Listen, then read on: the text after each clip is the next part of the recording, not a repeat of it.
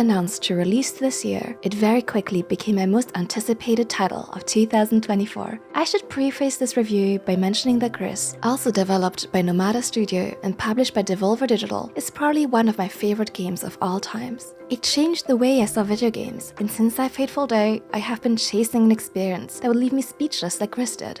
No other game has been able to compare for me, but when Neva was announced, I figured, if any title has a chance of leaving a similar impact on me, this is probably it.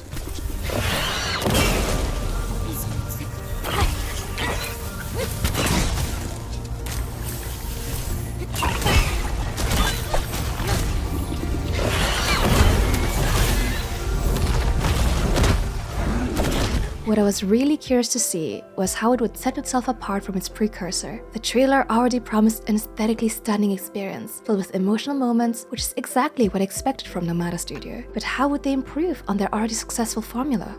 Neva opens up on a beautiful cutscene, with the warrior Alba accompanied by a massive white wolf and its baby, wandering a gorgeous, colorful landscape, when suddenly a bird falls from the sky. As Alba picks it up, black flowers sprout from its dead body. More birds start raining down on the little group, announcing the arrival of something terrible. Soon enough, Alba and her companions find themselves fighting against a writhing black mass made up of countless monstrous shadow creatures. In the desperate struggle, the mother wolf perishes, leaving Alba behind with the baby. It all fades to black. From this moment onwards, I knew that Neva was not going to let me off the hook easily. I was gripped, emotionally invested, and fighting back tears, only for the next scene to open up on a peaceful summer landscape in the woods. And so starts the adventure with Alba and the baby wolf Neva. It's a gripping story about parenthood. In early sections of the game, Neva is but a little pup, needing guidance, reassurance, and help from Alba. She's unsure of herself, and Alba acts as a guardian and protector. I felt deeply protective of the pup, worried whenever she was out of sight, and using the call mechanic to make sure she was still there.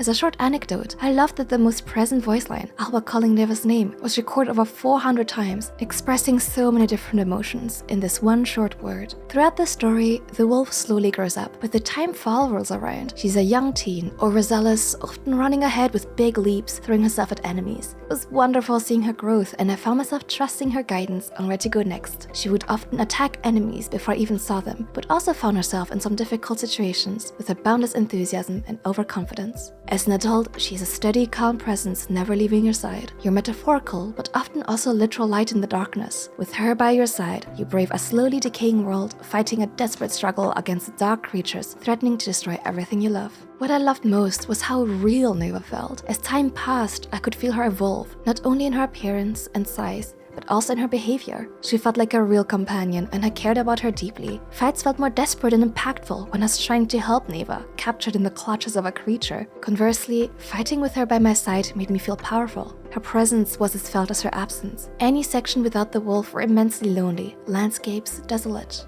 Nomada Studio offered some context on how the game was first developed. After creating Gris, the studio's creative director welcomed his son into the world and spent a lot of time raising him. Through Neva, we are offered a window into what it is like to be a parent, seeing your child grow up in a world that is as beautiful as it is dangerous. They also chose to explore some of the topics that will be on many people's minds in today's world. Climate change, social unrest, and the COVID-19 pandemic were all themes that inspired the development of Neva. Alba and her wolf fight to reclaim a world that is slowly dying, haunted by the creatures that used to inhabit it. The destruction and infection taking over the planet have devastating effects on the landscapes, and I would often go from awe of the artistic depictions of different sceneries to dread when those same sceneries would turn nightmarish right in front of my eyes, all within minutes. The environments are stunning and loaded with symbolism. It's no surprise that Neva excels in its art style and music. If you have any doubts that video games can be art, this might be the one to change your mind. Nomada Studio has such a unique style that can be recognized at a glance. While Neva is a 2D side-scroller, I would often forget that fact. Many of the landscapes have immense amounts of depth thanks to the clever use of perspective. Color contrast, textures, light and darkness, and scale are utilized very cleverly throughout the game.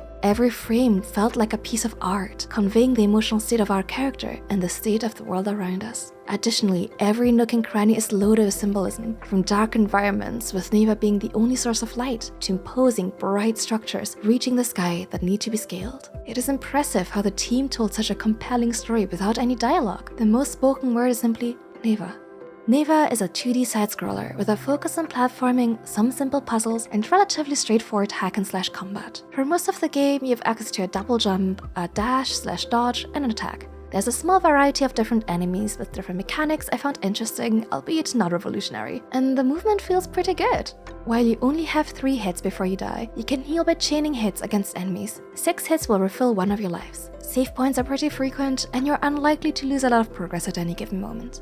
I felt like the inclusion of combat was a fitting choice to tell a story ripe with conflict and struggle, and it was amazing to feel my strength evolve at the same time as the wolves. However, the combat was also my biggest source of frustration. In certain sections, the artistic vision and aesthetic of the stage were prioritized over good readability. With real life would be plenty many situations. Some boss fights take place with the camera very zoomed out, for example, or in particularly bright environments, making it easy to lose track of where I was. After responding in platforming challenges, I would sometimes press forward to make the character move, as I couldn't see where I was and all the different elements on screen, just to plummet to my death immediately, as I'd respawned right on a ledge. This issue with readability also translated to a lot of the boss fights. While all the casual enemies were a breeze, I was quite frustrated facing some of the bigger encounters. The hitboxes did not always feel very clear with how precise the game expected my inputs to be. Alba's range of attack is pretty short and requires you to get very close to the enemy. However, touching an enemy would often end with me taking damage, even after their attack animation had already ended. For example, there's a simple enemy that hides behind a block. It will rush towards you, pushing the block like a big shield to knock you out, or lift it above its head to try and slam it down on you. This can be avoided with a well-timed jump. And so many times I would jump over the enemy, avoiding the attack, and then land on the block as it puts it back down. But for some reason, this would count as taking a point of damage. Dying and needing to start over in these circumstances often felt unfair and frustrating, even if in the end, no fight took longer than a handful of attempts. This added difficulty didn't feel like it added anything to the game. So I finished Neva, I bought like a baby, and I thought, wow. But I felt torn. My highs with this game were very high. It's a story I will tell my friends about, a game I will warmly recommend. I'm sure to tune into as many streams as I can just to see other players' reactions. I spent so much time just standing around, taking in how gorgeously drawn everything was. Most importantly, this is a game I will always remember. But it is also hard to see passive frustration experience getting through some of the boss fights. Maybe this is on purpose. After all, Alba's and Neva's fight against the decay is unfair. The unending waves of faceless creatures are meant to elicit anxiety and dread. Maybe persevering is part of the experience. Truly, the team at Nomada Studio left me a lot to think about, and it is a story best experienced yourself. If you're ready for a breathtaking experience about parenthood, change, and struggle, please do give Neva a try. Sorry for the scare, everyone, but Noisy Pixel is giving Neva an 8.5 out of 10.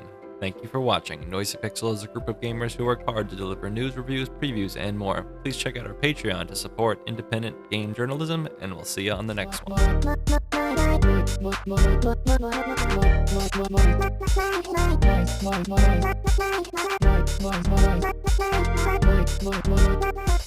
Noisy Pixel.